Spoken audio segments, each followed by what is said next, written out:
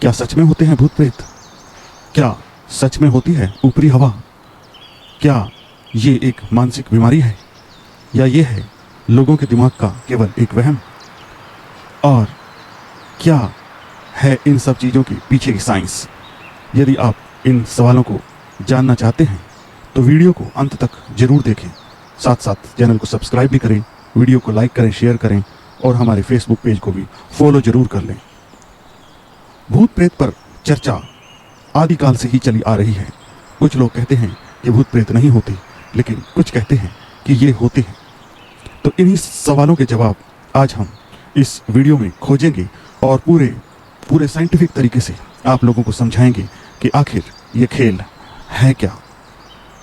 आपको बता दें कि 46% अमेरिकी भूतों में विश्वास करते हैं, जिसको कि एक बहुत बड़ा वैज्ञानिक देश माना जाता है, लेकिन वहाँ भी मैक्सिमम लोग भूत प्रेतों में विश्वास करते हैं। और आपको बताते चलें कि कैम्ब्रिज और ऑक्सफोर्ड जैसी प्रसिद्ध यूनिवर्सिटियों में घोस्ट क्लब और भूतों के ऊपर रिसर्च जारी है। आइए अब जान लेते हैं यह मामला आखिर है क्या।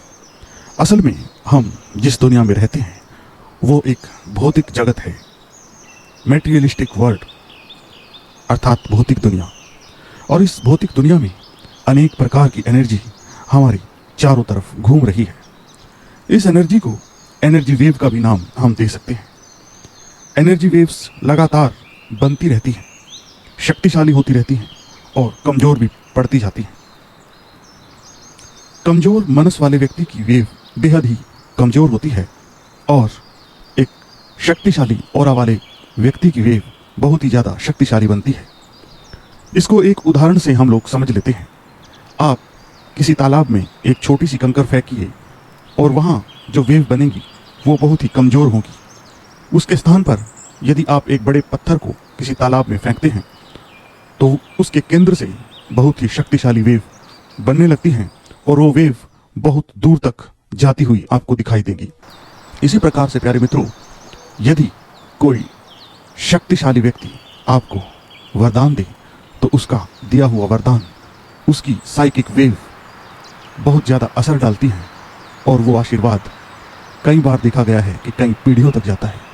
लेकिन यदि आप किसी दीनहीन या कमज़ोर व्यक्ति को सताते हैं तो उसके द्वारा दिया गया श्राप भी एक साइकिक वेव का रूप धारण करता है और कई पीढ़ियों तक आपका पीछा करता है वो श्राप। आने वाली संतानों को भी बाधित करता है वो श्राप। इस कॉन्सेप्ट को हम अभिनेता संजीव कुमार के जीवन से समझ सकते हैं, जिनके परिवार को किसी ने श्राप दिया था और कोई भी व्यक्ति 45 से ऊपर की उम्र में कोई भी पुरुष उनके परिवार में नहीं जिया। ये उनके परिवार पर एक श्राप था जो कि किसी व्यक्ति ने या किसी साधु ने दिया था और वो अभी भी काम कर रहा था। प्यारे मित्रों, महापुरुषों की जो वेव होती है वो बहुत ही ज़्यादा शक्तिशाली होती है। ऐसा कहा जाता है कि भगवान कृष्ण ने जो उपदेश गीता का अर्जुन जी को कुरुक्षेत्र में दिया था, वो वेव, वो वाणी वेव में तब्दील होकर आज भी ब्रह्मांड में ट्रेवल कर रही है, क्योंकि उनके द्वारा बोले गए वचन और उनसे बनी हुई वेव्स बहुत ही ज़्यादा शक्तिशाली थी। और ऐसा माना जाता है कि आज भी वो वेव्स ब्रह्मांड में विचरण कर रही हैं। और यदि कोई ऐसा यंत्र बनाया जाए कि उनको रिकॉर्ड कर सके तो वो वेव रिकॉर्ड हो जाएंगी। इसके अलावा किसी जगह पर जब कोई शक्तिशाली घटना घटती है, जैसे कि सैकड़ों या हजारों व्यक्तियों की किसी हादसे में मृत्यु, जैसे कि ट्रेन एक्सीडेंट या बसों का खाइयों में गिर जाना, या किसी जगह पर बड़े पैमाने पर नरसंहार किया गया हो या बेजुबान जानवरों को मारा जा रहा हो या किसी मकान में कोई हत्या की गई हो, जब कोई एक व्यक्ति या समूह में व्यक्ति एक साथ किसी घटना का शिकार होते हैं तो इस घटना की एक बहुत ही शक्तिशाली वेव बनती है। सबसे पहले उस घटना की एक सूक्ष्म तरंग बनती है और ये सूक्ष्म तरंग कन्वर्ट होकर फिजिकल वेव में तब्दील होने लगती है, जिसको हम फिजियोकेमिकल एनर्जी के नाम से जानते हैं या फिजियोकेमिकल वेव के नाम से जानते हैं। और भी शक्तिशाली रूप धारण करती है और बिखरे हुए अणुओं को वापस अपनी तरफ खींचती है और बिखरे हुए अणु पास पास आने लगते हैं और वो एनर्जी अब केमिकल वेव में कन्वर्ट हो जाती है और भी ज़्यादा शक्तिशाली रूप ले लेती है। प्यारे मित्रों, देखिए कैसे एक प्रेत का जन्म हो रहा है स्टेप बाय स्टेप, और वो भी एक एनर्जी से। आप एनर्जी का खेल देख सकते हैं, एनर्जी कैसे अपनी लीला रचती है। अब जो केमिकल एनर्जी के अणु हैं वो पास आ चुके हैं। अब ये अपना एक अलग से रूप धारण कर लेती है, और वो रूप होता है बायोकेमिकल वेव का। अब उस एनर्जी ने एक आकार, एक रूप लेना शुरू कर दिया, और वो अब अपना एहसास करवाना शुरू करती है आसपास के लोगों को, या जो लोग ऐसे हाउंटेड प्लेसेस पर जाते हैं, या कब्रिस्तान में जाते हैं, या कहीं सामूहिक हत्या की गई हो वहाँ जाते हैं, तो वहाँ पर उस वेव का, बायोकेमिकल वेव का एहसास होना शुरू हो जाता है। ये वेव आधी दृश्य और आधी अदृश्य होती हैं। कभी ये दिखाई देती हैं और कभी आंखों से ओझल हो जाती हैं। अब ये बायोकेमिकल एनर्जी बायो में, यानी कि जीव में कन्वर्ट हो जाती है, जिसको कि बायोवेव कहते हैं। अब देखिए किस तरह से एक पदार्थ की, एक मैटर की एनर्जी लगातार कन्वर्ट हो रही है और ऊंचे लेवल, हायर लेवल अचीव करती जा रही है। और बायोवेव के बाद बनती है एक और खतरनाक वेव, जिसको बायोसोमेटिक वेव कहते हैं, यानी कि साइकिक एनर्जी। जैसे ही साइकिक एनर्जी अपना रूप लेती है, अब उसके पास ब्रेन, अपना एक ब्रेन आ जाता है काम करने के लिए। अब उसके पास एक फिजिकल बॉडी भी है और अपना एक ब्रेन भी। पहले उसके पास केवल मनस था, अब एक शरीर भी हासिल हो चुका है, जिसको कि हम प्रेत कह सकते हैं या भूत कह सकते हैं। और इस तरह से एक प्रेत या भूत का जन्म होता है। अब ये एनर्जी अपना कहर ढाने के लिए तैयार है। आपको बता दें कि जिस तरह से इलेक्ट्रिक वेव पूरी दुनिया में छाई हुई है, इलेक्ट्रिक वेव एक सेकंड में 32,000 किलोमीटर का सफर तय कर सकती है, और साइकिक वेव तो इससे भी 1000 गुना ज्यादा शक्तिशाली होती है। तो आप अनुमान लगा सकते हैं कि कितनी शक्तिशाली रूप से साइकिक वेव अपना सफर तय करती है, और किस तरह से अपने शिकार को अपने घेरे में लेती है। जिस तरह से इलेक्ट्रिक वेव पूरी धरती को घेरे हुए हैं, इसी तरह से साइकिक वेव भी 24 घंटे हमारे चारों तरफ हैं, और हम उन वेव्स के बीच में ही घिरे हुए बैठे हैं। साइकिक वेव को दूसरा नाम हम थॉट वेव भी दे सकते हैं, और थॉट दोनों प्रकार के होते हैं, पॉजिटिव और नेगेटिव। नेगेटिव थॉट वाली एनर्जी नेगेटिव काम करती है, और पॉजिटिव थॉट वाली शक्ति पॉजिटिव काम करती है। नेगेटिव एनर्जी को हम राक्षस कह सकते हैं, भूत प्रेत कह सकते हैं, और पॉजिटिव एनर्जी को, पॉजिटिव थॉट वेव को हम किसी देवता का आना कह सकते हैं। और ये साइकिक वेव इलेक्ट्रिक वेव से बहुत ही ज़्यादा शक्तिशाली और पावरफुल होती है। एक सेकंड में ये वेव्स, साइकिक वेव्स, किसी अच्छे भले आदमी का माइंड चेंज कर सकती हैं या घुमा सकती हैं, उससे बुरे काम करवा सकती हैं, और उसको आत्महत्या के लिए भी प्रेरित कर सकती हैं। आपने अक्सर देखा होगा कि कई बार किसी व्यक्ति के हाथ से कत्ल हो जाता है, या वो कोई बुरा काम अचानक कर देता है, जबकि उसकी कोई ऐसी बैकग्राउंड या क्रिमिनल हिस्ट्री नहीं होती। इसके बावजूद वो व्यक्ति ऐसा काम कर देता है, किसी का मर्डर कर देता है या किसी के साथ चीटिंग कर देता है। लेकिन बाद में जब वो होश में आता है तो वो यही कहता है कि मुझे खुद नहीं पता ये काम मेरे से आखिर हो कैसे गया। अचानक ही कोई व्यक्ति सुसाइड करने के बारे में सोचने लग जाता है, और ये विचार उसको घेर लेते हैं, और वो व्यक्ति आत्महत्या कर लेता है। और लोग कहते हैं कि ये व्यक्ति तो बिल्कुल ठीक था, तो ऐसा अचानक क्या हुआ कि उसका दिमाग इस तरह से काम करने लगा। आपको बता दें कि ये सारा साइकिक एनर्जी का खेल है। आपको एक उदाहरण से समझा दें कि जिस तरह से इलेक्ट्रिक वेव या बिजली का करंट जहाँ पर दौड़ता है, यदि हम उसके रेंज में आ जाएं तो वो इलेक्ट्रिक वेव हमें तुरंत पकड़ लेगी और हमारा पूरा शरीर झुलस जाएगा या हमारी मृत्यु हो जाएगी। इसी प्रकार से साइकिक वेव भी किसी व्यक्ति को अपने कब्जे में ले सकती है। इसी प्रकार से हम साइकिक वेव के रेंज में यदि आ जाएं तो हमारा व्यक्तित्व एकदम से खंडित होने लगता है। ये साइकिक वेव उस व्यक्ति को अपना मीडियम बनाती है जिसकी पर्सनैलिटी बहुत ही ज़्यादा कमज़ोर होती है। उस कमज़ोर व्यक्ति को साइकिक वेव अपने घेरे में लेती है और उसका व्यक्तित्व दो भागों में विभाजित हो जाता है।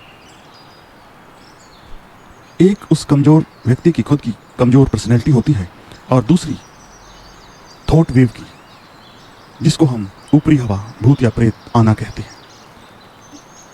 साइकिक वेव के शिकार व्यक्ति की आवाज बदल जाती है, चेहरा विकृत हो जाता है, कई बार वो काबू से बाहर हो जाता है। साधारण जीवन में जो शक्ति उसके पास होती है उससे भी कई गुना शक्ति उसके शरीर में आ जाती है और 10-10, 20-20 लोगों से भी वो संभाले नहीं संभलता। ये साइकिक वेव का खेल होता है। लेकिन जैसे ही वो व्यक्ति साइकिक वेव के घेरे से अलग होता है और होश में आता है तो सब कुछ भूल जाता है और उसके पूछने पर भी वो ये कहता है कि मुझे कुछ भी नहीं पता कि आखिर मेरे साथ हुआ क्या था। ज़्यादातर साइकिक वेव कमज़ोर पर्सनैलिटी के लोगों पर अटैक करती है और स्त्रियों को भी ज़्यादा पकड़ती है। सर्वेक्षण जब किया गया तो यही सामने आया कि पुरुषों की अपेक्षा स्त्रियों में ज़्यादा ऊपरी हवा या भूत प्रेत के लक्षण देखे गए हैं। लेकिन स्ट्रॉन्ग पर्सनैलिटी के व्यक्ति को यह साइकिक वेव नहीं पकड़ पाती। इसके साथ साथ जिन लड़कों में महिलाओं के लक्षण दिखाई देते हैं उनको भी बड़ी आसानी से ये वेव पकड़ लेती है। आज तक जितनी भी वेव बनी है उन वेव्स में सबसे शक्तिशाली साइकिक वेव को ही माना जाता है। इसीलिए क्योंकि साइकिक वेव सबसे ऊपर है, इसीलिए इसे ऊपरी हवा का भी नाम दिया गया है।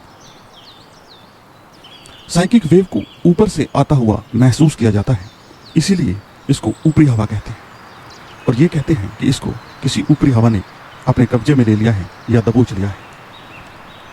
अलग अलग जगह पर अलग अलग प्रकार की साइकिक वेव बनती है।